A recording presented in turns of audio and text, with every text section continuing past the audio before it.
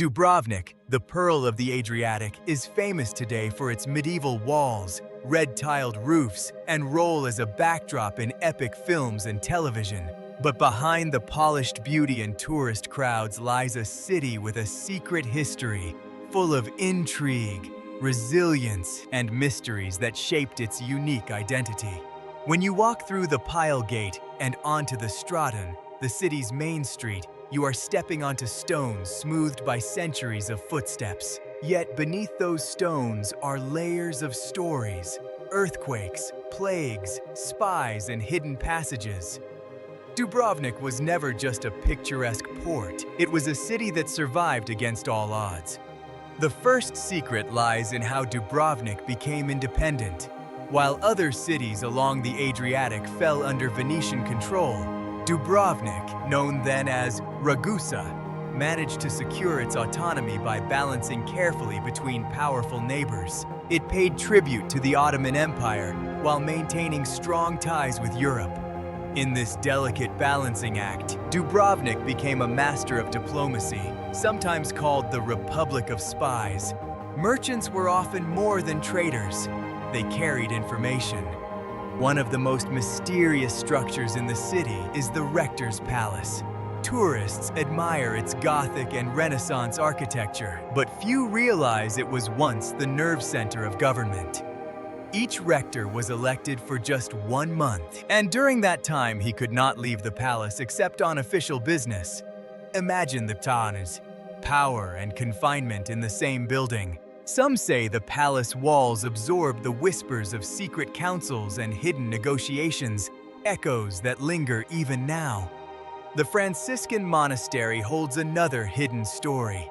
Beyond its beautiful cloister lies one of the oldest pharmacies in Europe, operating since 1317. For over 700 years, monks dispensed remedies made from herbs gathered in the hills. Legends say that secret recipes were passed down only orally, never written, to keep them safe from invaders or spies. Even today, visitors can buy creams and tinctures prepared from centuries-old formulas. It's as if the past still heals the present.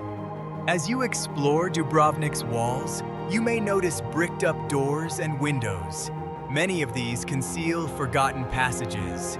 During times of siege, the city created escape routes through the cliffs or tunnels leading to the sea.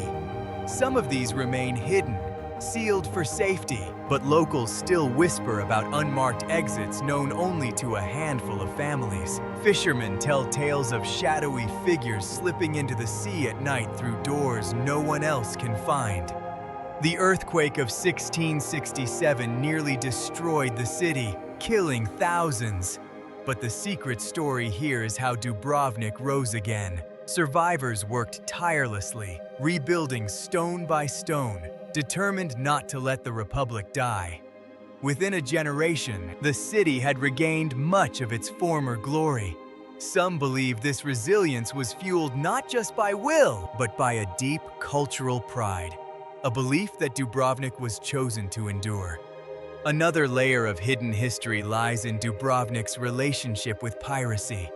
Though the city portrayed itself as a bastion of order, some of its wealth came from quietly tolerating or even profiting from pirate trade.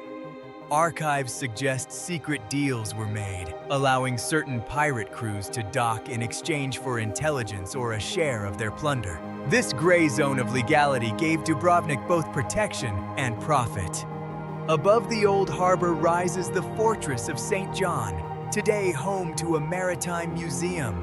Inside its thick walls are relics of centuries of naval battles, but hidden among them are tales of shipwrecks, ghostly sailors, and treasure still lying on the seabed. Divers have discovered cannons and anchors scattered across the coast, reminders of battles fought in secrecy far from the public eye. There's also the story of the city's water supply. Dubrovnik's aqueduct system, built in the 15th century, brought fresh water from miles away. But hidden within the system were secret cisterns accessible only to city leaders. In times of siege, when enemies tried to cut off supplies, Dubrovnik could still endure thanks to these hidden reserves. It was a city that always thought ahead, guarding survival with clever engineering.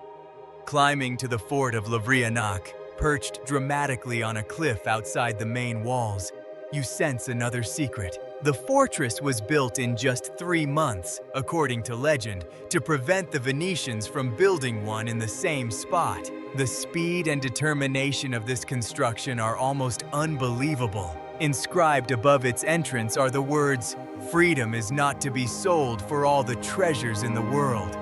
Yet within those walls, some say, prisoners carved their own secret messages into the stones and bricks. The Jewish quarter, located near Judyaska Street, also carries stories less often told. Dubrovnik's Jewish community, though small, played an essential role in trade and knowledge.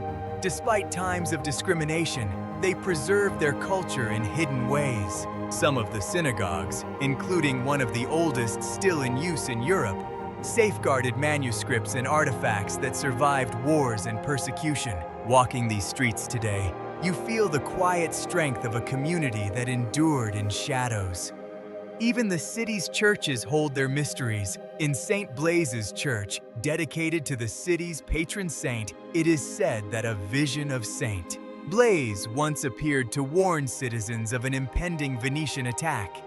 Because of this, he became the eternal protector of Dubrovnik. Locals believe his presence can still be felt during storms, when lightning flashes across the Adriatic and bells ring louder than the wind. But perhaps the greatest secret of Dubrovnik is not one of walls or relics, but of spirit. This was a city that survived plagues, sieges, earthquakes, and political storms by weaving together resilience, intelligence, and a little bit of mystery. Its people embraced secrecy as a shield and storytelling as a way of keeping identity alive. So when you next walk its walls, don't just admire the views of the Adriatic. Imagine the spies who once passed coded messages here, the hidden doors that opened to the sea, the pharmacists mixing secret remedies, the voices of rectors trapped inside their palace. Dubrovnik is more than a postcard. It is a city of secrets still waiting to be uncovered. Thank you for joining me on this journey into Dubrovnik's secret history.